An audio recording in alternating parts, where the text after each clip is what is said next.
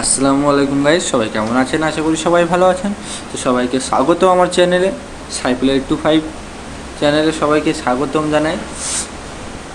আশা করি সবাই ভালো আছেন। তো আজকের ভিডিও নিয়ে চলে এসেছি, আপনি কিভাবে টেলিগ্রাম ডাউনলোড করে টেলিগ্রামটা কিভাবে নাম্বার দিয়ে ওপেন করবেন, কিভাবে টেলিগ্রামটি আপনি নাম্বার দিয়ে ওপেন করবেন, সেই বিষয়টা আমি আজকে আপনাদেরকে আমার ভিডিওর মাধ্যমে আপনাদেরকে পুরো বিষয়টা বুঝিয়ে দেবো।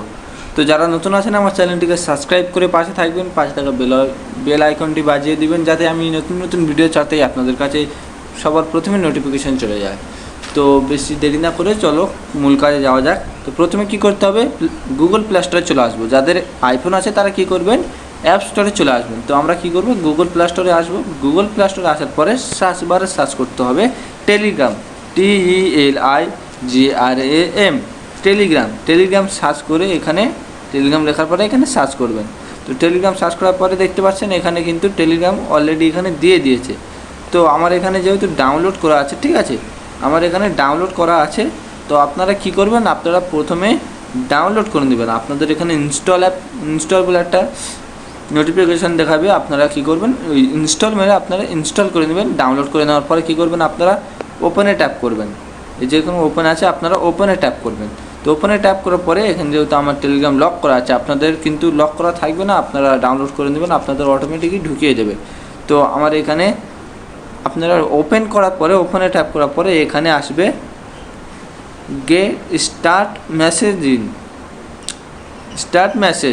তো স্টার্ট মেসেজে ক্লিক করবেন।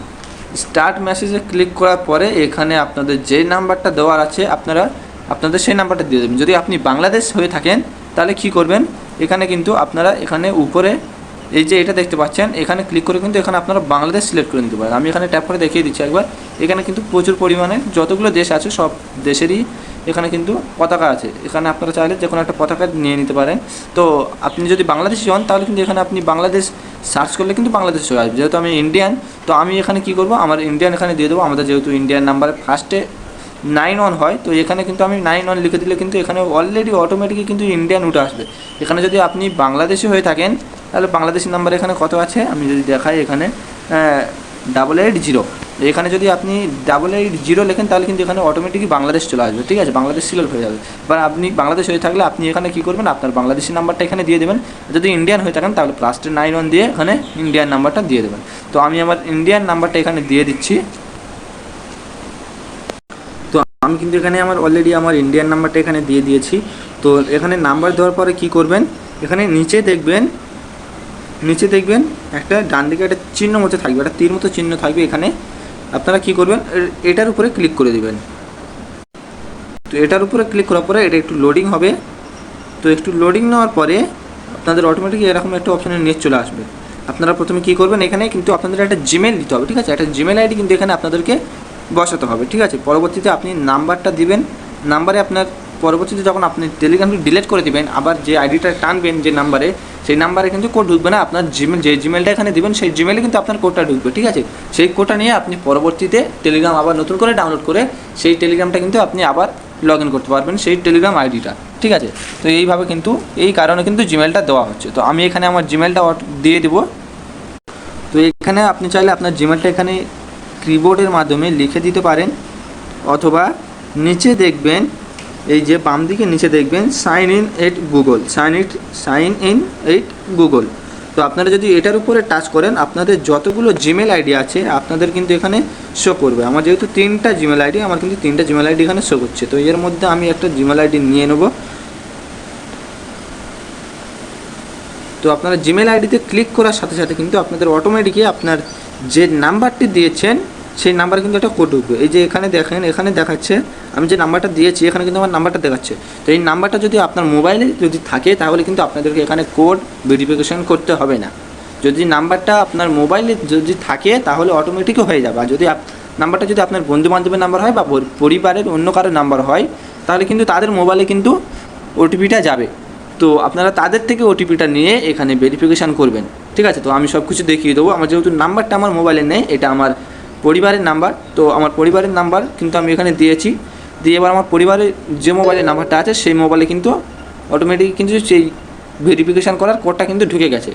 তো এখানে নিচে টাইম আছে, এই টাইমটা শেষ হলেই কোডটা কিন্তু ঢুকবে। তো এখানে কিন্তু কিছুক্ষণ ওয়েট করার পরে কিন্তু নিচে দেখতে পাচ্ছেন, নিচে কিন্তু get the code by SMS, নিচে কিন্তু একটা অপশান চলে এসেছে automatic, get the code by SMS। তো ওই 2 মিনিট টাইম দেবে। তো 2 মিনিট টাইম আপনারা অপেক্ষা করার পরে এরকম একটা অপশান আসবে। তো আপনারা কী করবেন, এই অপশানটির উপরে ক্লিক করে দেবেন।